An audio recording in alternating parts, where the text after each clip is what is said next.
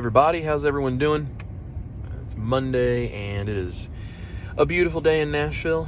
It's a little cold, but at least the sun is out and the sky is blue, so it's a good day.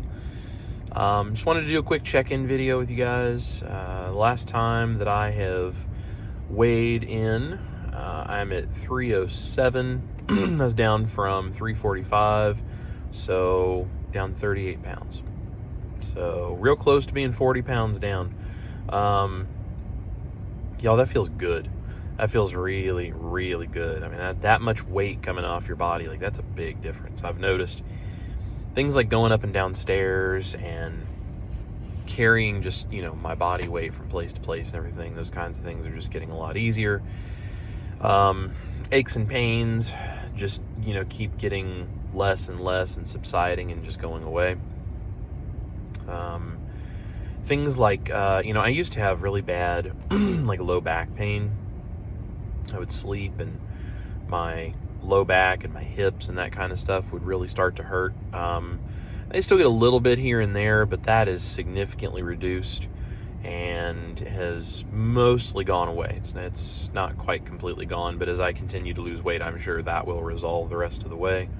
There's just a lot of stuff that's so much better, and I'm not surprised by any of this. I've been through this before, but this is the point where it really starts to get a lot better. When you get that first 10 or 15 pounds, like, that's great. It's a lot of water and inflammation and stuff. But when you start losing down beyond that, it's excessive amounts of inflammation and body fat are starting to really go. And when you drop that much weight, that really starts to make a huge difference. And I feel so much better because of that, because of the extra weight being gone. And, there's a mental clarity. My wife and I were talking about this last night, and she was talking about how when I do carnivore, I have this mental clarity where I don't get irritated and I don't get bogged down by my own thoughts. And essentially, I think it's just, brain inflammation going down. This is why so many people report on carnivore, even keto, but especially on carnivore, they report significant improvement with things like mental health issues. A lot of people have gotten off so many different kinds of medications and struggled with, mental health, and then done this and gotten that completely under control. And, quite honestly, it works better for a lot of them than any of the medications that they've been on for years and years ever has. So there's something really special about coming out of that fog and getting to that other side of things and, seeing the skies, the clouds part, and you can see the sunshine, and, it's what it feels like to finally see things clearly and feel good about things for the first time in a long time. So anyway, things are good, and we're doing good. We're sticking to it. I know my wife, she's keto. She's lost a bunch of weight. I don't know exactly how much, but she's doing really great, and I've lost a bunch of weight. We're feeling good. We're doing our thing. So I've got a couple of things I'm cooking. This is one of the things where I love to cook. I love to do that kind of stuff. But, people that have a hard time considering the idea of ever doing the carnivore diet or even keto, they feel so limited in what they can cook. At least that's, what they say. Sometimes I think that's true, and then sometimes I think that's a carb addiction speaking. It depends on the situation and the person, but there are times where, you can maybe feel a little bit limited. But what I've really found is, because I love to cook, I've started taking this concept of, like, classic cuisine, classic cooking technique, especially from, like, French cooking. And I've started figuring out ways of using certain techniques and applying it to ingredients that are carnivore and coming up with things that work really well. So, for example, I do a carnivore gravy. Completely carnivore, depending on how many seasonings and stuff you want to put in it, you can make it, totally strict carnivore, or you can make it, kind of like a dirty carnivore with some seasonings, or you can make it keto, or, whatever. But I can make a 0-carb gravy. That, I'm going to do a recipe video on how I do that and the technique that I'm using, because I think it is by far the best version of this I've seen. I haven't seen anybody else doing it this way. It may not be original. There may be somebody doing this, but I haven't seen it, and I've looked. So, a lot of times gravy, when you're in the keto and carnivore world, gravy comes with some kind of a thickener, like a xanthan gum or something, and that's fine. I don't really like including stuff like that in the carnivore thing that I do. I include some seasonings, and I still have coffee, at least until I can, wean off of that. But, I don't like things like xanthan gum and strange stuff that I don't know what it's doing to me. I also just my personal preference, I don't like xanthan gum because I feel like it's slimy. And I'm a country boy, right? I grew up eating country food, and I love gravy. And xanthan gum just doesn't get me the texture that I'm looking for. So I have a carnivore, completely 0-carb, and you can make it super strict carnivore. You can use seasonings or, whatever. Or like I said, you can include other ingredients and make it more keto and do, a sauce or a gravy. And it's fantastic. It's my favorite way of making it. I told my parents how to do it, because they're doing keto, and I told them how to do it, and that's how they make their gravy and sauces now too, because they like it far better than the xanthan gum type version that they had been doing for a long time. So anyway, I'm going to do a recipe video about that, and I'm going to show you guys how I do completely carnivore friendly 0-carb chicken fried steak with white gravy.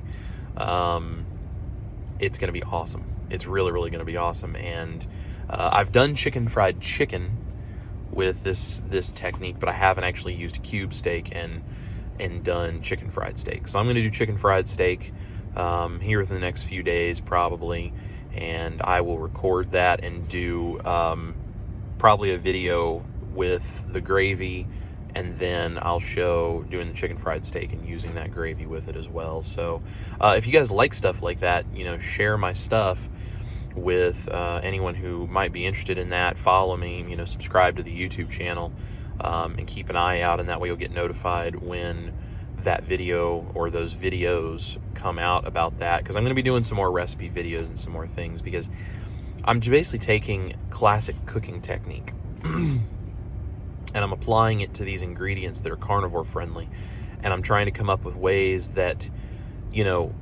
you can have things that are really good and really creative and inventive, because we're humans, we like having that kind of stuff. And most of the time I'm pretty simple in what I eat, but occasionally it is nice to have something that takes a little more work, takes a little more ingredients, it's a little bit fancier, if you want to call it that, or whatever. It's more involved, and you have something interesting like carnivore chicken fried steak. I don't do it very regularly, but on occasion that's really nice. That helps just keep you satisfied and stabilized, and it makes food fun still. And I think that's one of the things is, you have to understand when you're going to do keto or carnivore, food does not have to be boring. Just because there's a carb addiction like I have that you're getting rid of, or, just because food maybe had become just solely a source of entertainment or a coping mechanism for emotions, or any of these kinds of things. I understand we have to cut that out. We have to push that out of the way. We can't continue that.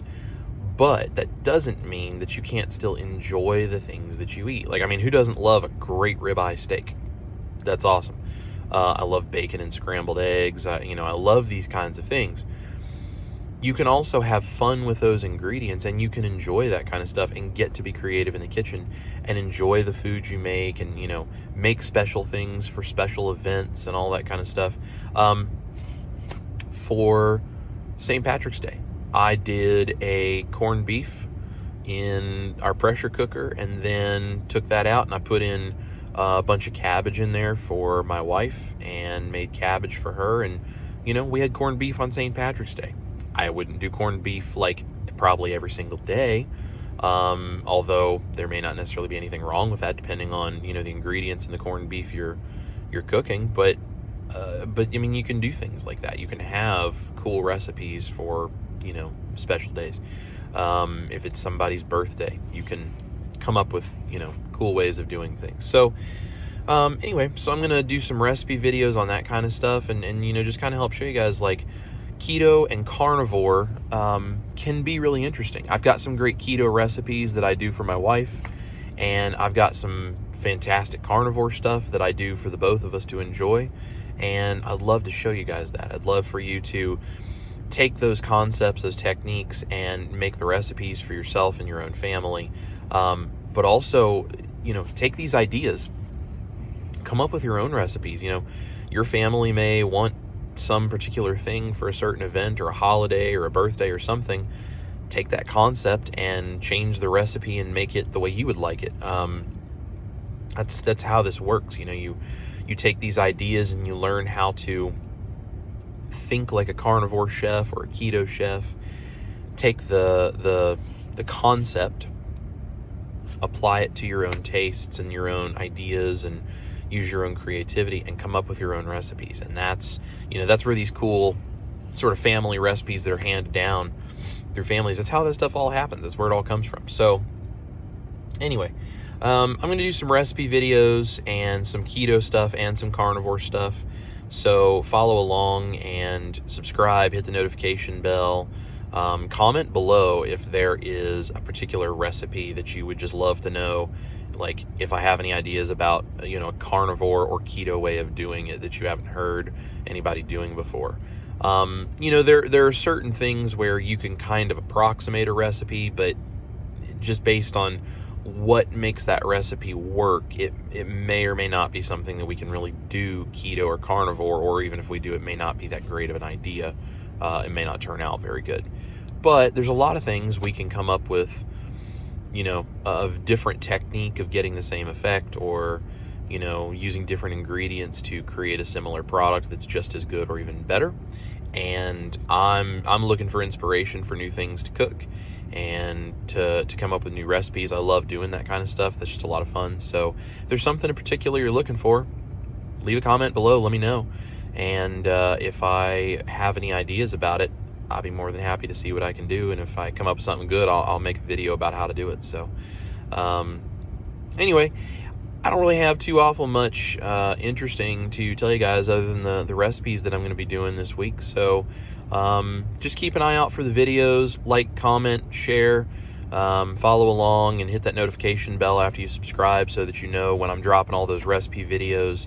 And just remember, you guys can do this. Your health is worth it. You are worth good health, and you deserve to get rid of those carbohydrates and all of the inflammation and the pain and just the junk that comes along with all the stuff that we've all been told to eat. So anyway, I appreciate you guys watching. I hope you're having a great day, and eat your meat, love your life.